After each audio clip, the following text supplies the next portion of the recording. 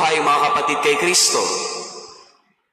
God's might is not shown in on His great power through His judgment.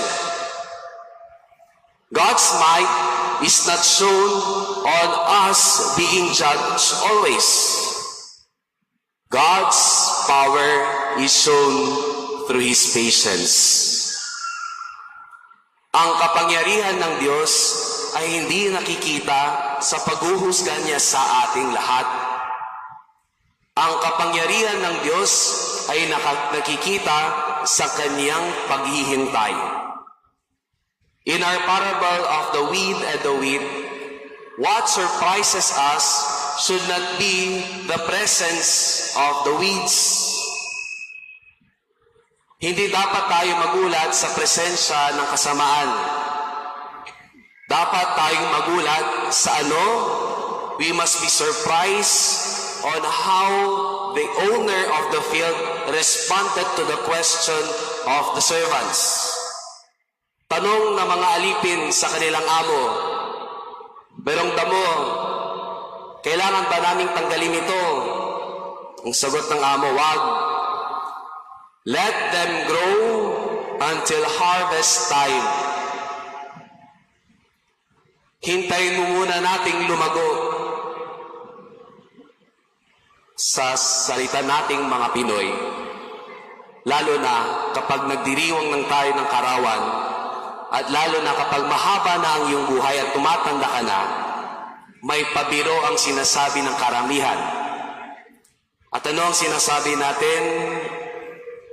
Mahaba na ang buhay ko at matanda na ako. Sigurado ako ay isang masamang damo. Tama. Yung mga binibiro nating mga 80 na, lagi nating sinasabi, "Uy, tanda mo na. Masama kang damo siguro ano."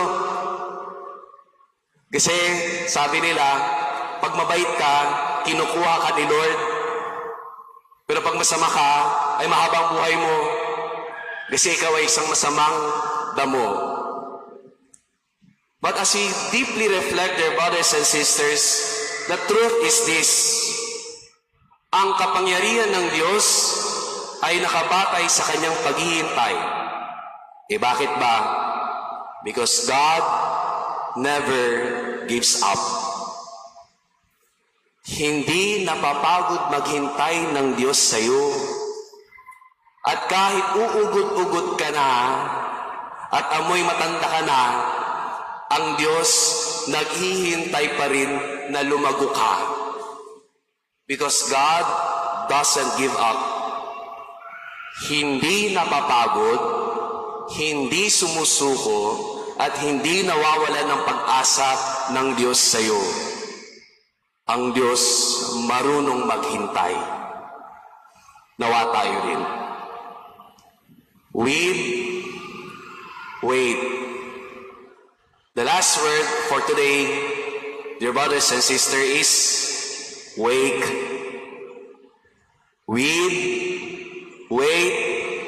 Wake. Sa mga nakakaramdam na sakit ng likod at sa mga mahilig gumamit ng katingko at efficacy oil, sigurado ako naabutan niyo yung isa sa palabas sa ABS-CBN. At ano yun? Hoy, gising! Alam niyo yun? Yung mga nangyayari sa lipunan na halos hindi na napapansin, mapapalabas iyon para ito'y lutasin. Hoy, gising! Okay ba sa inyo nakatulog na? Question, kung kayo ay gising, ano yung responsorial psalm natin today? Yan. What is our responsorial psalm today? Sabay tingin sa chimes. Ano? Answer.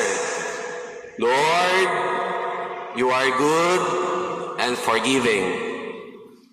Lord, you are good and forgiving. Tama? Kapag itatranslate niya sa Filipino, anong translation ninyo? Lord, you are good and forgiving. Sigurado akong sasabihin nyo, ang translation ng Father, Panginoon, ikaw ay mabuti at mapagpatawad. Tama? Mali.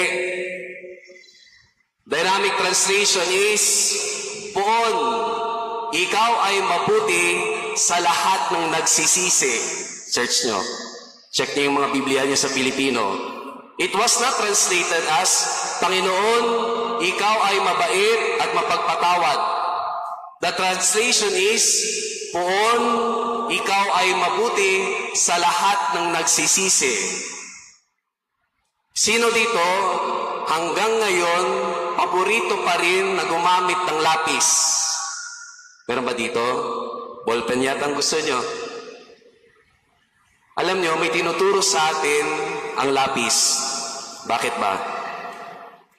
Pencils have erasers, right? But there will not always be a time that erasers will be there.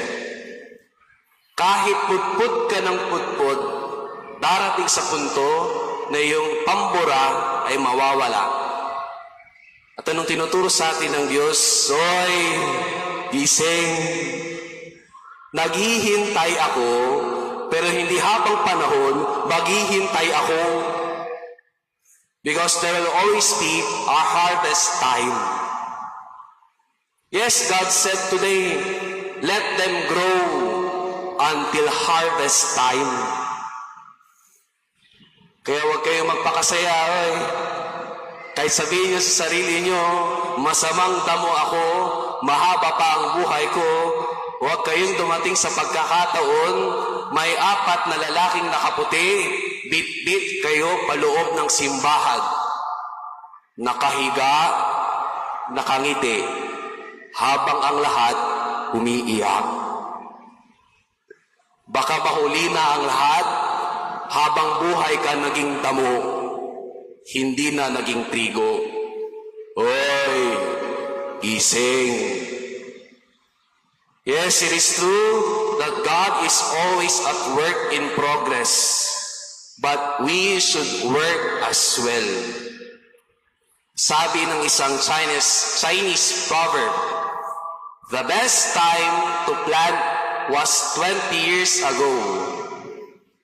The second best time to plant is today.